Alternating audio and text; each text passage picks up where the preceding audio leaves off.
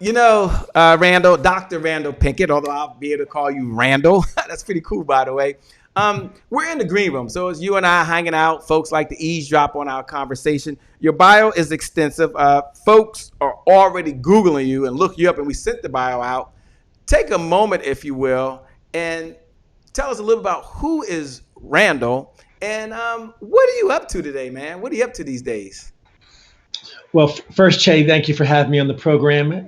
I consider myself a happy entrepreneur, so it's only appropriate I'm on the Happy Entrepreneur Show. It's a Cool. blessing to be a part of the conversation tonight. For me, I am a lifelong entrepreneur. I was the kid who sold candy, sold lemonade. I tried to sell my toys to other kids in my neighborhood. They were broke, so I didn't sell any toys. My mom found out and said, "Boy, you can't sell the toys. If you're going to sell the toys, at least give me a cut." I said, "You can't get a cut, Mom." She said, "Well, guess what, son?" I said, "What, Mom?" She said, "Your toy store is shut down. Shut it down. Shut it down." Uh, but interestingly, if you asked me when I started college, where do you see yourself, Randall, 4 years, 5 years from now? My answer was working in corporate America. Not a bad answer for a young black man to say I want to work in corporate America, but it wasn't my calling. And I have a childhood friend named Wayne Abbott, who's a role model, is a dear friend of my family, grew up in the same neighborhood, same schools, just so happened and went to the same college. He was 2 years ahead of me. And Wayne started a business as a student selling t-shirts. And I said, if this cat can do it, who looks like me, who grew up in my neighborhood, if he can do it, then why can't I? And from that point forward, I resolved that I would become a business owner, and I've never looked back. I've got 3 business partners who are also classmates who know Wayne and were inspired by Wayne: Lawrence Hibbert, Jeffrey Robinson, Dallas Grundy. We've been together in business for 27 years, Che. And our latest venture is BCT Partners. I'm the chairman and CEO. And this year, BCT celebrates 20 years. So you can see why I'm a happy entrepreneur. I got lots of happiness, lots to celebrate. Lots to celebrate, man. And let me ask a question. There's so much to celebrate on that time. And in these uncertain times, let me just ask a question. Got to ask the question. In these uncertain times, they're very challenging, Randall. What type of conversations are you having with your colleagues? I mean, we've never seen anything like this. Everyone's, in this social distancing. So what conversations are you having with your colleagues, and what changes are being made? So I find myself having one of 3 conversations with colleagues. The first is to remind them and to encourage them that we're going to get through this, that there are challenges and it's a new normal, and there'll be a new normal once the pandemic begins to mitigate. But we're going to get through this. And I'm communicating to my team that we're in a very fortunate position that because we do a lot of work with federal government, that we have a measure of stability and we're able to keep all of our staff employed and keep people working. And that is part of what we have been working very, very diligently to do. My business partners and I, in particular, our president, Lawrence Hibbert. The second conversation I'm having is really around what are the lessons that we need to learn from this experience, about reconnecting with home, about understanding the importance of our environment and seeing our responsibility and obligation to each other, and understanding that there are inequities that we're witnessing in society in terms of who's being affected, who's being diagnosed, and who is dying, that reflect deeper inequities throughout our society, which are a reminder that this virus does not discriminate, but it does, because we're seeing disproportionate numbers in who is ultimately bearing the brunt, and that there's deeper issues we have to address that the virus is only highlighting. The third conversation I'm having is,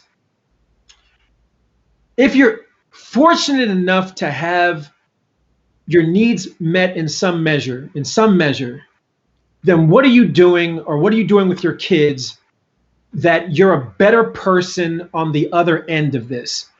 Are you reading more books? Are you learning a new language? Are you getting deeper into your faith? Are you picking up a new exercise regimen? I mean, are you reconnecting with people that you haven't talked to in months or years? So what are you doing given the new circumstance to be a new, better person once we're no longer in the circumstance? And that's the third conversation I'm having. And not only with others, but I'm having that conversation with myself as well. The conversation with yourself as well. For those folks that are out there, you can go and hit the share button right now. Randall's okay with this, by the way. He's okay with this message. You don't have to hold it to yourself. You can pay it forward to another entrepreneur, to another business owner, to another single mom, a single dad, or someone out there right now that needs to hear the message. Here's what you need to do. You can go ahead and hit the share button. When you hit the share button or the watch party button, go ahead and write these words right now. We will get through this together. And put hashtag Randal Pinkett. Just go and do that right now. We will get through this together. Hashtag Randal Pinkett. Now I'm going to ask him to talk a little bit about leadership, and because that's such a word that's overblown, by the way. Everyone says you need leadership skills, and you're a leader, and you're a leader, and we're all leaders. Take a moment, if you will, for those folks out there like Rachel Talon is watching, Gail Carter is out there watching right now, Tasha's out there, good friend Eric Swanson, Chrissy. So many folks are eavesdropping. We're going to just keep rolling. We won't even go to the commercial. We're going to keep rolling. They're eavesdropping on our conversation. When you think of the word leadership, what does it mean? And before we get into the characteristics, what does it mean to you? And it's a real simple answer for me, Che. When I think about leadership, the words that immediately and almost exclusively come to my mind is servant leadership. That's the only leadership that I ascribe to what we call a leader. And as you look at all of the literature around leadership and all of what's been written and said, to your point, leadership is perhaps one of the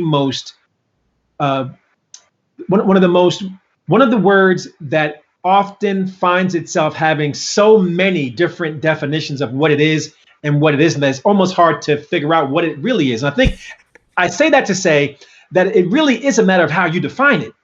And how I define it is as a servant leader, that I believe that I am blessed with abilities and gifts, and that like a gift, it's not for me to keep, it's for me to give to others. And that not only do I have gifts that I am intended to give to others, but I am intended to be in service to others. That's my calling. That's my mission.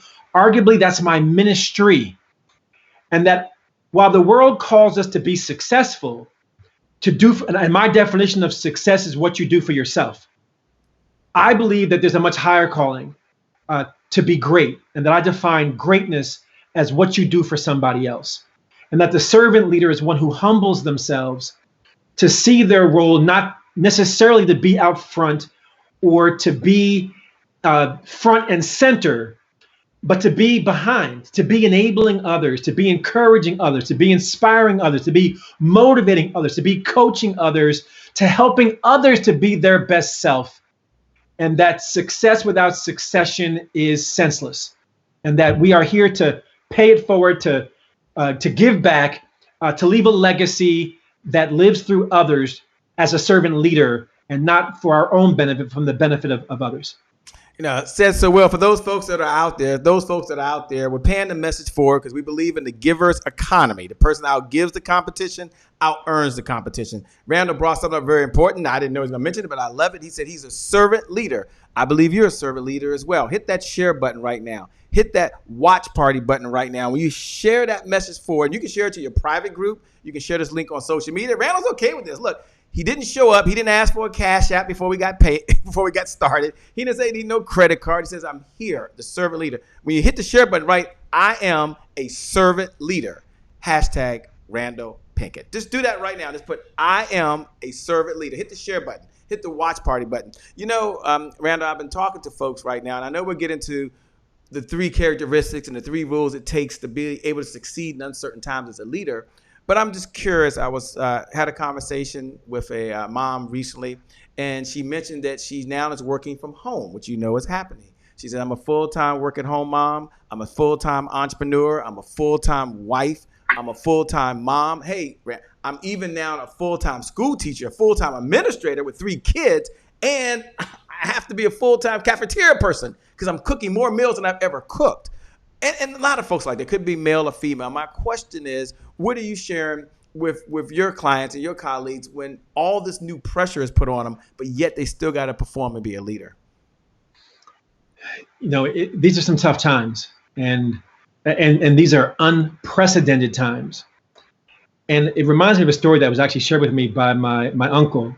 And the story has to do with having a glass of water and asking someone if it's heavy. And the answer to the question is essentially, it depends how long you're holding it. Because if you only hold that glass of water for a second, it's very light. And that's what people often jump to, that it's light. But if you're holding that glass of water for a day or for 30 days or for 45 days, it can become very, very heavy. And so my advice to others is to try to exercise self-care to lighten the load that we are all managing so much between our work lives, our home lives, if you're a parent, your children's lives, their school lives, your obligations to other family members and friends and loved ones. And I know just being from not too far from New York here in New Jersey, that it feels like every day my Facebook is becoming more and more of a graveyard, because all I see are tributes to people who passed and who have lost loved ones and condolences. And it can be a very heavy weight getting back to that glass. But know that at the end of the day, you have to exercise self-care, but also know that you're not alone.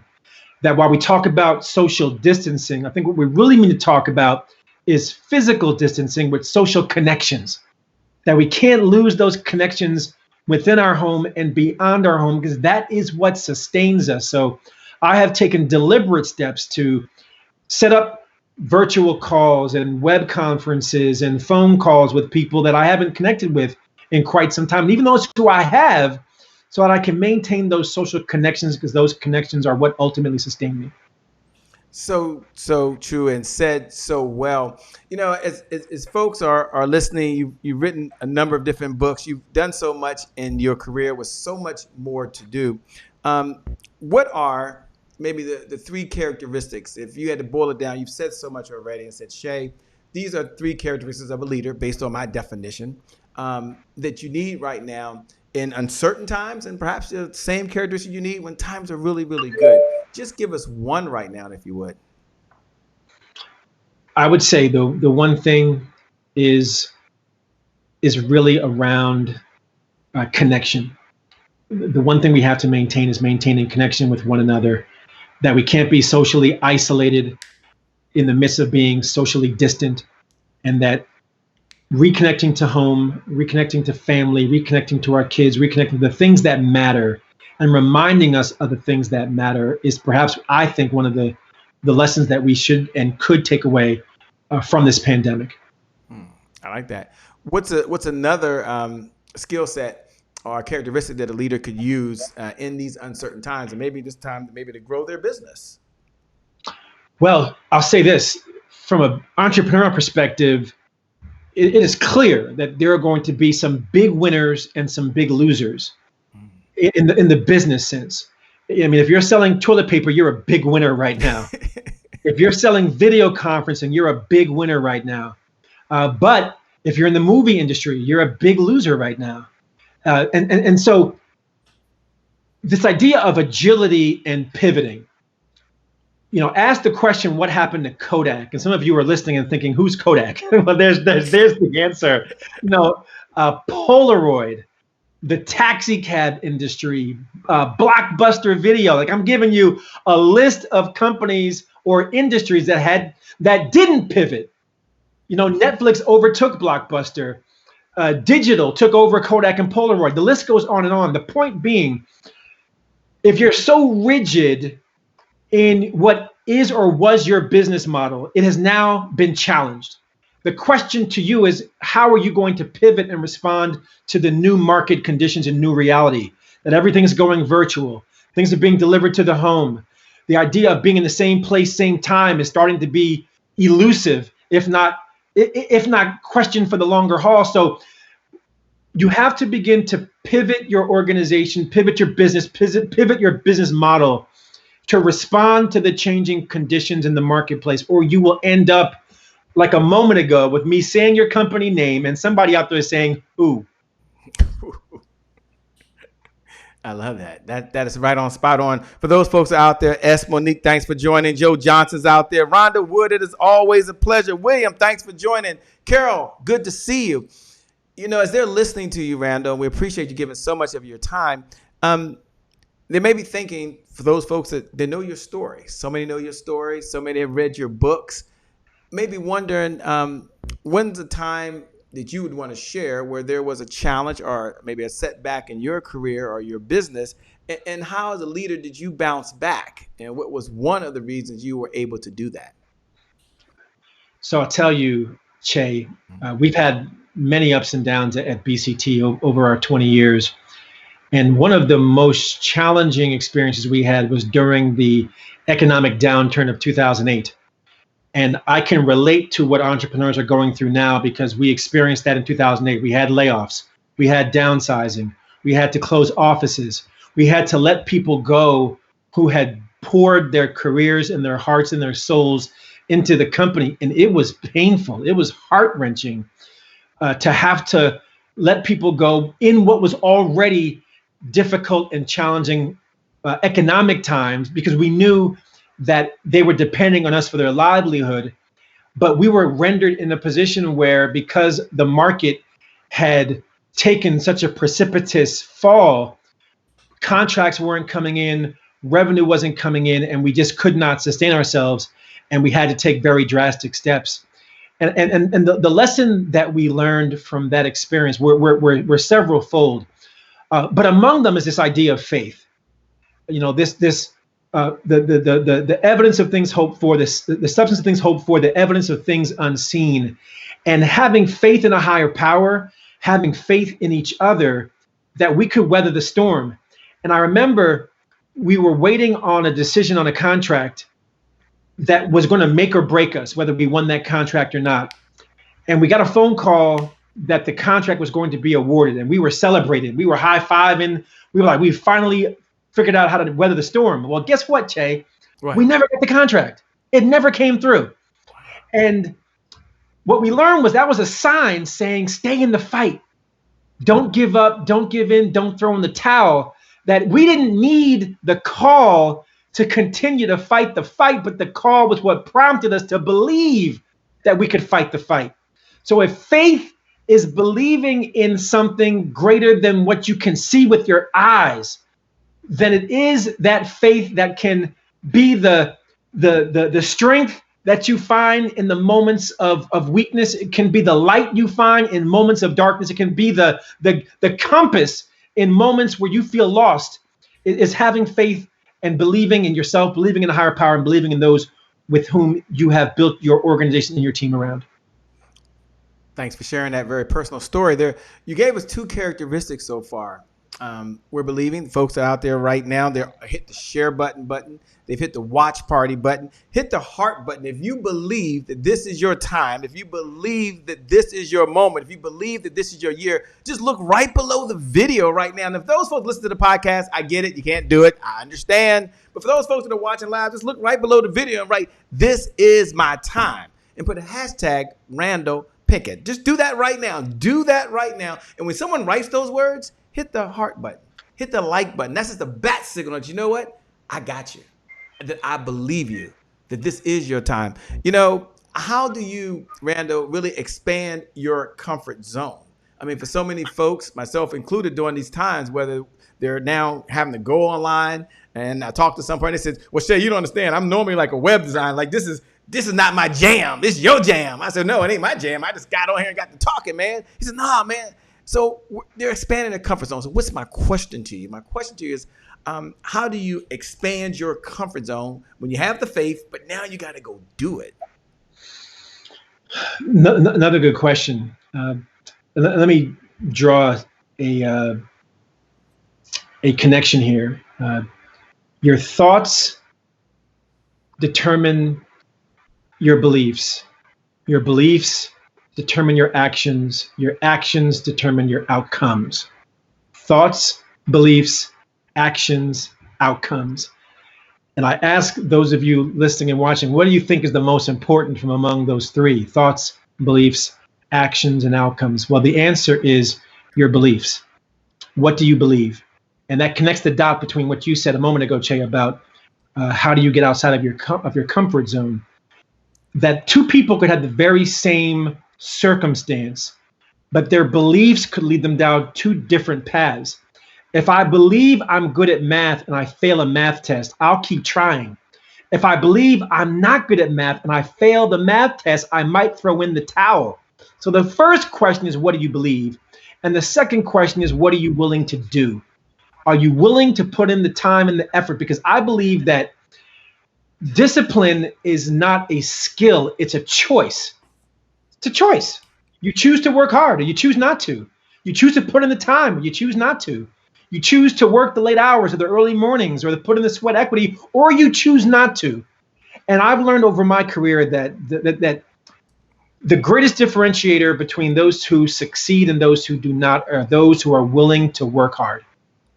And so if you first believe, getting back to our earlier conversation, and second, exercise the discipline, the hard work, the sweat equity, the determination, the discipline that it takes to succeed, I'm certain you'll be just fine. You'll be fine. Yeah, you'll be fine. You know, you've had so many mentors along this journey of life, man. So many. I'm just curious, what's one lesson? Doesn't matter the person, but one lesson that you've learned from any one of your many mentors. You say, you know what? In this conversation, this lesson pops in my mind, Shay. I'm going to share it with the Happy Entrepreneur Tribe, so they can enjoy it and they can walk away with it. What's one mentor and one lesson that you've learned on this journey of life, my friend? So one of my mentors is a mutual friend, Dr. George Frazier. And one of the lessons I've learned from Dr. Frazier, and these aren't his words, these are actually my words from the lessons I've learned from him. Although you'll see the connection if you know Dr. Frazier, which is that relationships aren't everything. Relationships are the only thing. And at every stage of my career, just when I thought I had a full appreciation for the importance and the value of relationships, the bar just goes up. And I wish I had spent more time earlier in my career developing and nurturing relationships. That I believed, to my detriment, that it's not who you know, it's what you know. Well, we all know that that's not the case. And I believe it's not only who you know, but who knows you. Because I know who Barack Obama is, but if I call him up and say, hey, it's Randal Pinkett calling, he'd be like, who? Getting back to our earlier conversation. So it's not just who you know, but who knows you. And so spending the time, and it gets back to what we talked about before, to develop, nurture, and maintain relationships, and not in a what's in it for me, what can they do for me, but getting back to the servant leader mindset. What can I do for them? How can I pour into them and support them in their aspirations? And if you come to it with that spirit, A, you will draw people to you, and B, you will find that those relationships are mutually beneficial, that you will benefit them and they will benefit you.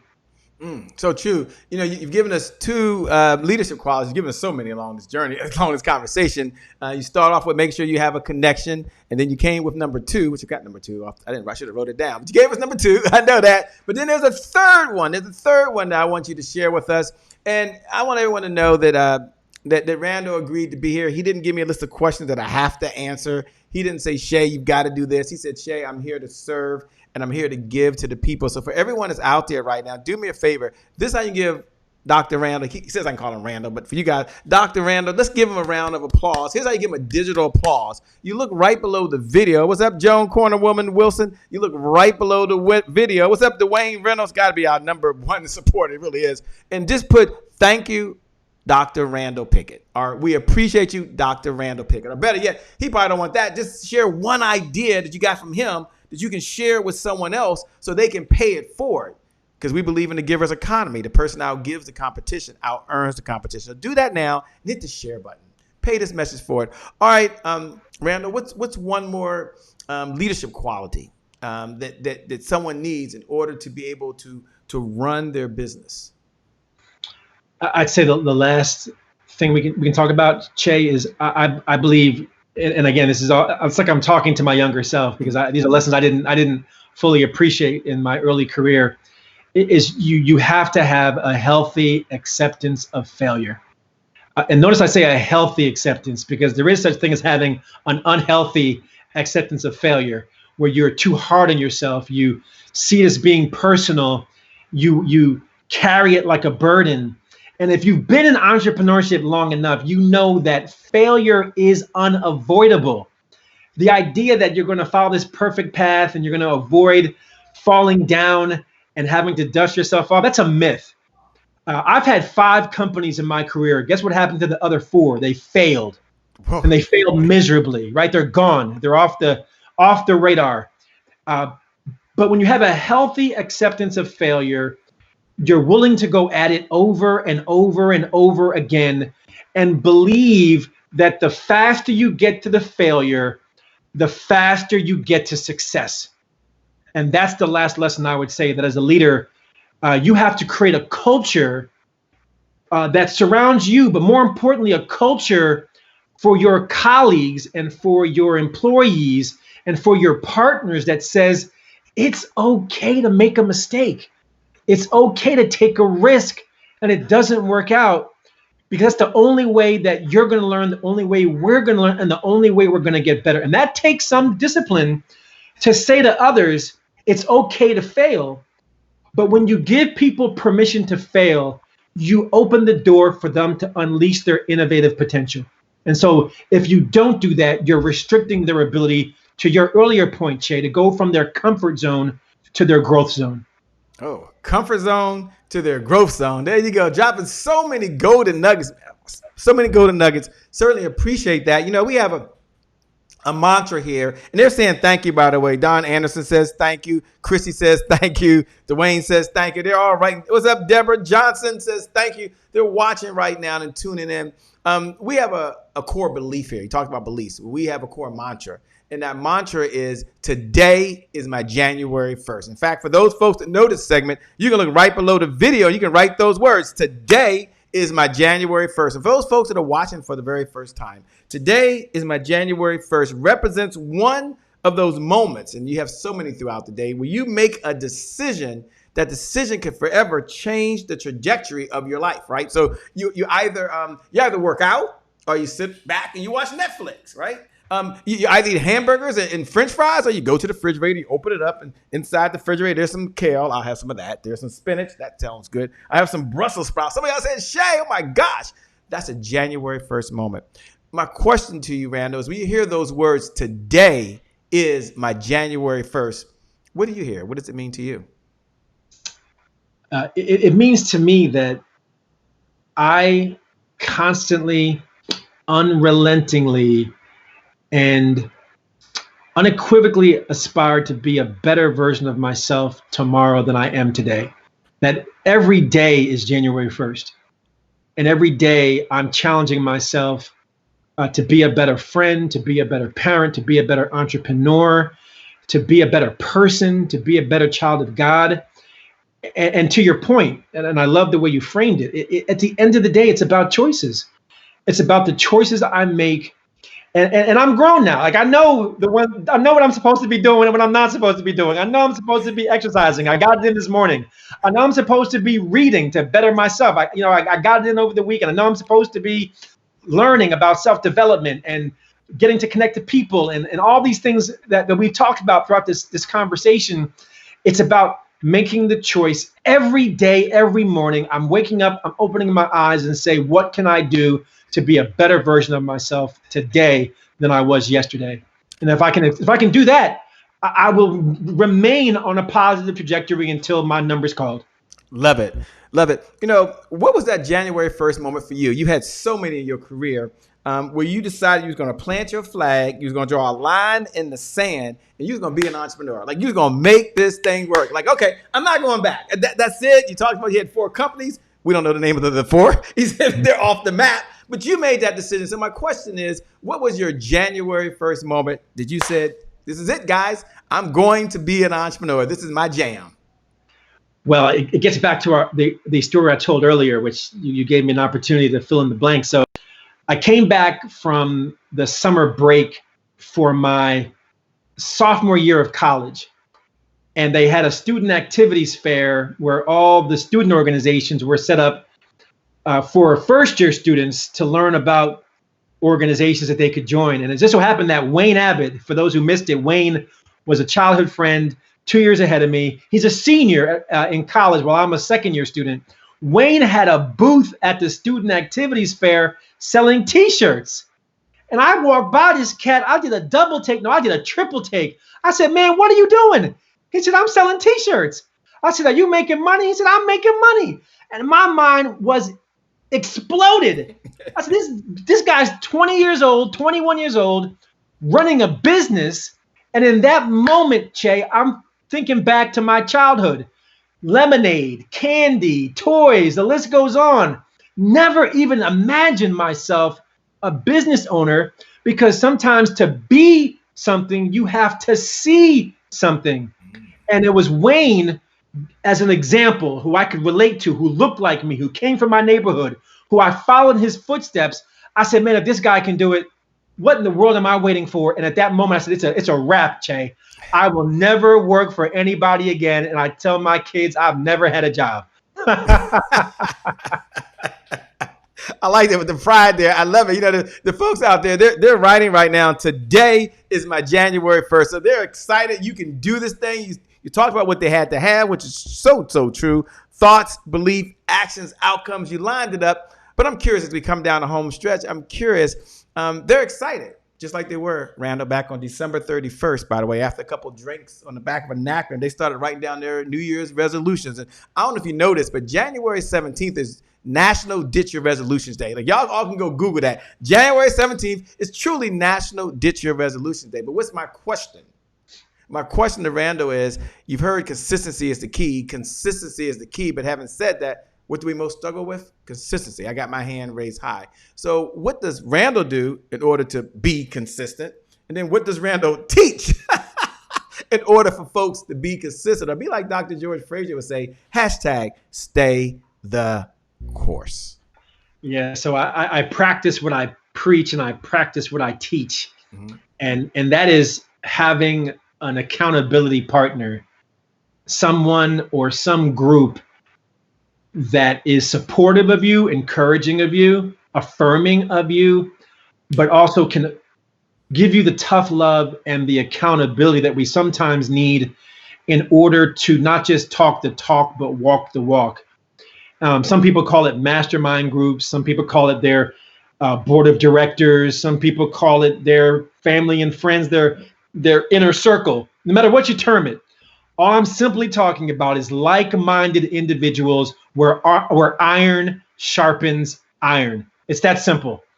And the key is, again, you don't want people who are going to tell you what you want to hear. You want people who are going to tell you what you need to hear. You don't want the yes person who says, yeah, you're great, and yeah, you're smart, and yeah, you do everything right. Well, guess what? You don't.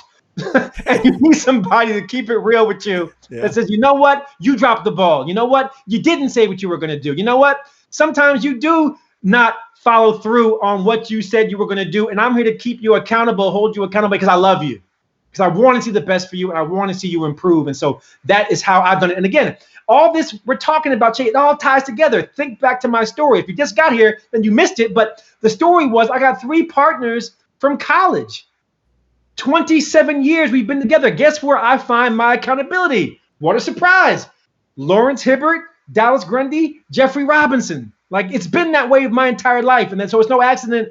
I am where I am and they are where they are, because we've helped each other get there together. Help them get there together. I love that. I love the whole teamwork. I love the whole team spirit. And I love how you bring it all together, which is so very important. You know, for those folks that are listening around, they may be wondering, what is a day like for you right now? And more important, not what is the day like, but what are some affirmations?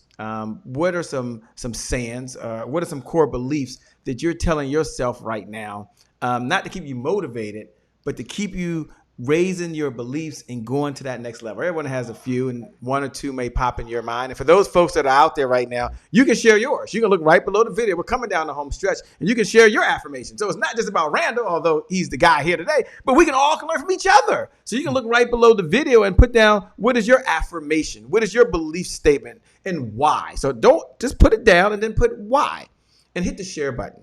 hit the watch party button, hit that right now, pay this message forward. All right, Randal, what's one of your affirmations? What's one of your thoughts that you tell yourself, and why? So I can give you a list of some affirmations that I've mentioned my uncle earlier, that my Uncle Larry, he sent me an email that really moved me, and I shared it with my business partners, actually. I mentioned a moment ago. I'll read to you some of the things that he said to me, which were really apropos and appropriate to the time. It says, always keep your words soft and sweet, just in case you have to eat them.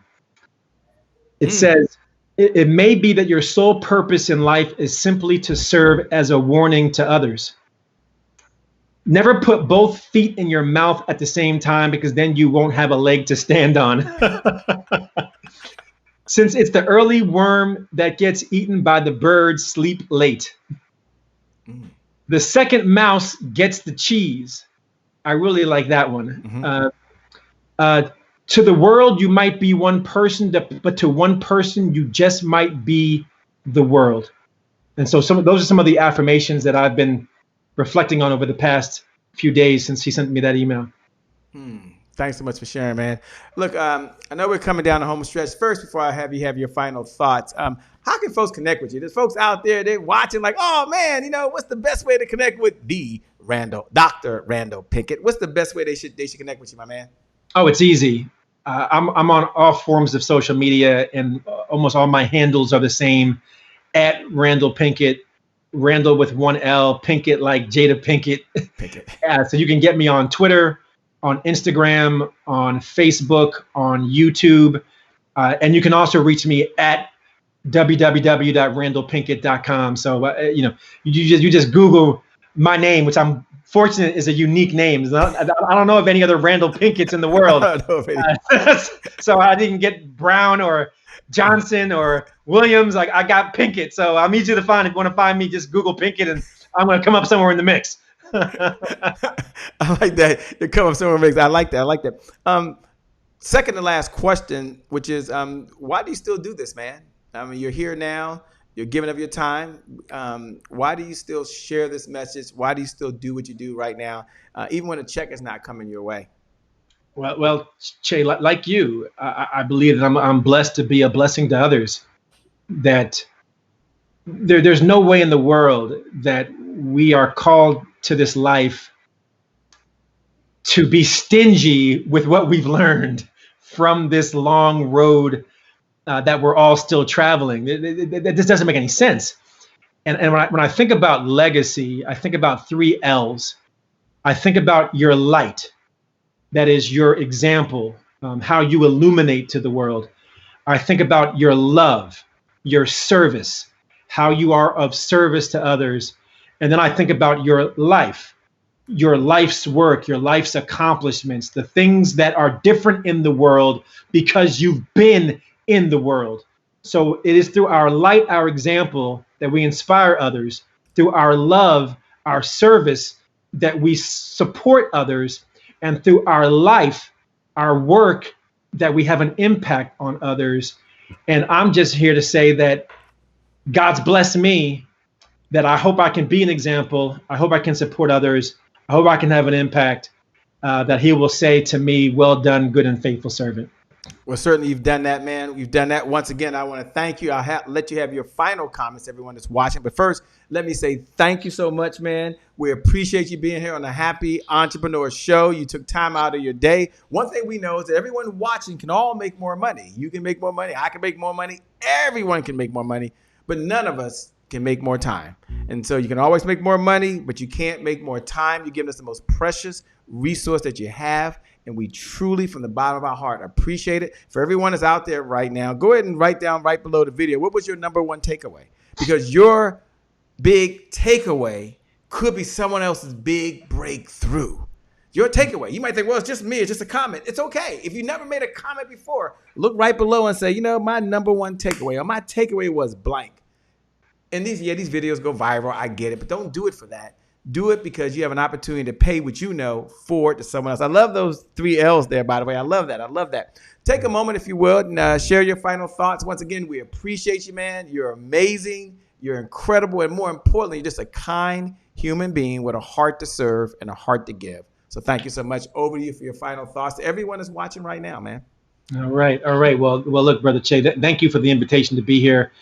Thank you to all of your watchers, your listeners, your followers for tuning in to this Happy Entrepreneur, the number one business late night show. I'm glad to be a part of. That's right. You better go with your bad self, brother, man. So a couple of things I want to just cross some T's and dot some I's. So I don't think I've mentioned my company. It's BCT Partners. You can go to bctpartners.com. Our mission is to provide insights about diverse people that lead to equity. And in that spirit, we just released a free big data tool, a free analytics tool called the COVID-19 Urgent Service Provider Support Tool. It's a free tool we're offering to government, to philanthropy, and to donors to help identify those communities most in need and how to drive resources to respond to those needs. And so please look us up and learn more about that work. I will also say that it's been a real blessing to be a part of this conversation. Che, you continue to do what you've been doing, which is shining a light on these issues, sparking conversation around things that matter, and supporting entrepreneurs, which is one of the toughest jobs on the planet. That if you can say you're a happy entrepreneur, knowing about how many times it is unhappy to be an entrepreneur, you're doing something right. So I love the name. I love this show. And my favorite quote, which I'll close on, which I think sums up all of what we've talked about and the times wherein we find ourselves, is that we are not meant to see through each other, but to see each other through. We're not meant to see through each other, but to see each other through. So let's all rally together across all of our varied walks of life, across all of the communities where we find ourselves, and not see through each other, but as happy entrepreneurs, let's see each other through. God bless you all. Thank you again, Che, for having me.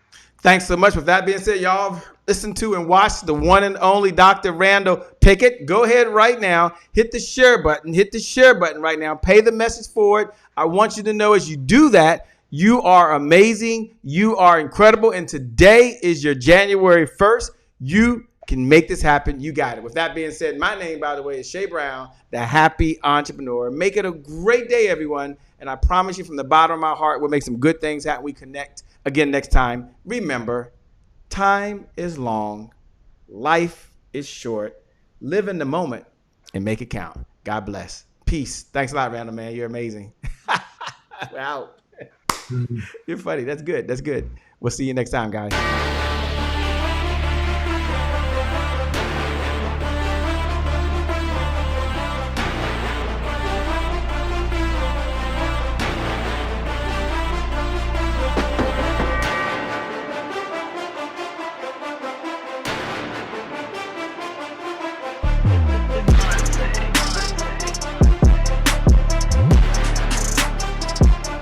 Promise I made to my mom. I only did this message for one person, and that's my mom.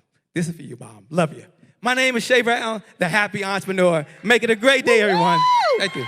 Thank you. Thank you. All right, Shay Brown. Mic check, mic check. All I do is win, no matter what.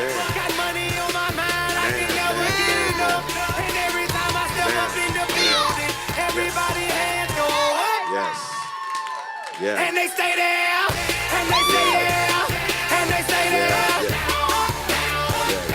Cause all I do is win. Thank you. God bless.